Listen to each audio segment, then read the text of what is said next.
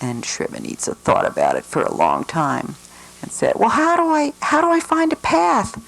And the dream dinosaur said, well, you have to look on the ground and follow the cleanest part, and it will show you the way out of the forest. So Srebrenica did. She followed her way out of the forest into the land of human houses, where she sat and had another dream, and this time it was a purple dinosaur who told her, now there's the house, but you're going to have to go inside. Perhaps you can get in through the chimney, and that's where you have to imitate the people inside if you want to become a person like them.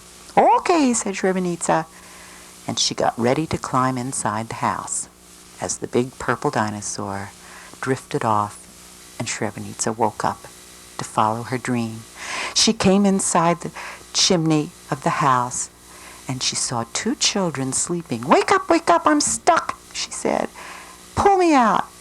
And the children, who were named Hansel and Gretel, pulled on her. We can't get you, you're stuck. What? Well, try again, said Srebrenica. And they pulled and pulled until suddenly all her hair fell off into their hands. Srebrenica was very upset, but she squeezed out of the fireplace herself and turned around and said, I'm going to imitate you and be like you. And Hansel and Gretel said, Mom, Dad, look at this strange person who came down the fireplace. Come and see. Srebrenica was worried.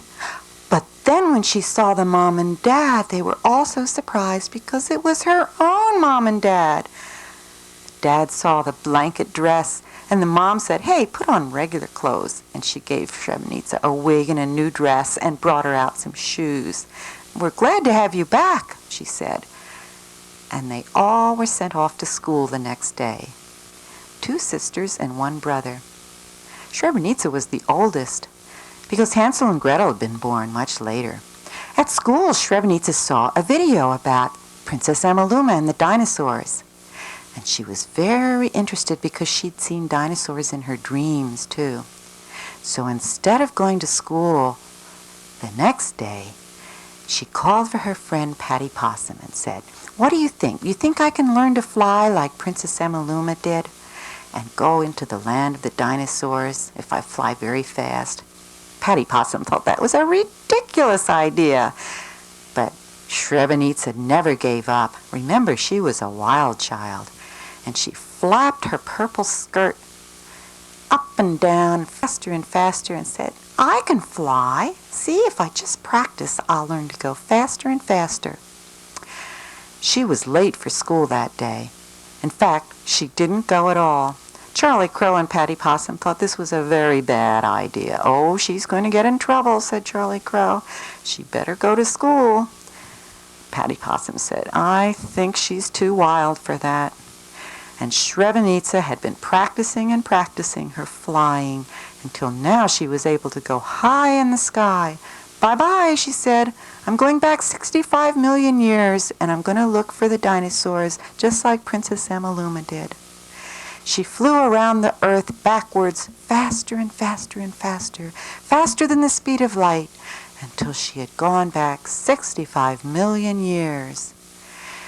She came down to Earth in a vast desert. It was Australia. In the middle of Australia, it was all desert. She stopped flying and called for dinosaurs. Dinosaurs, dinosaurs, where are you? Where are you? Come here, come here. She didn't see any of them.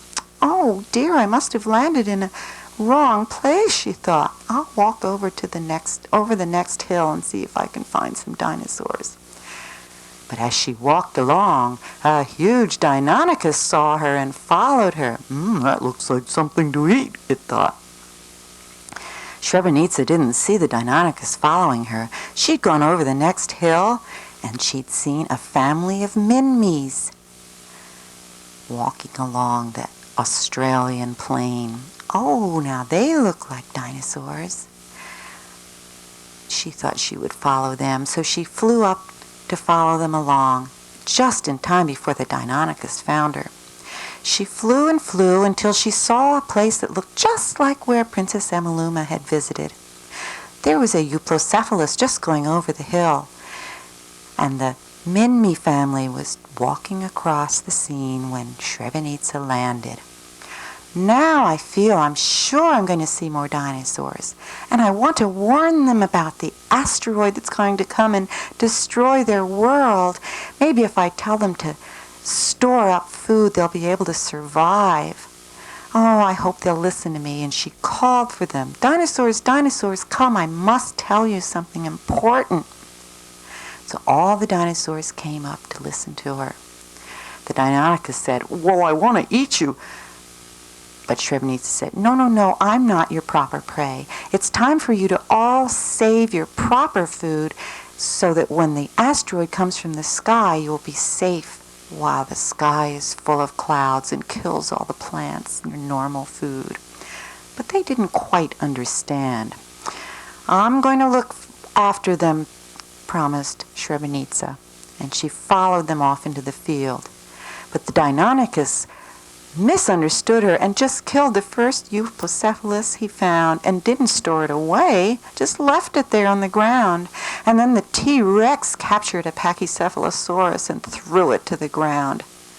That was a strange way to store food, but it was the only way the dinosaurs understood. The meat-eaters just killed off all the plant-eaters they could find. They licked their chops and thought they could come back later to find the prey they'd killed. They went off to find more. Srebrenica saw all the dead plant-eating dinosaurs and was concerned. Oh dear, I think I've told them the wrong thing. This isn't working out the way I wanted it to at all, she thought. Isn't there any way I can save any dinosaurs so they won't become extinct? What can I do, she thought.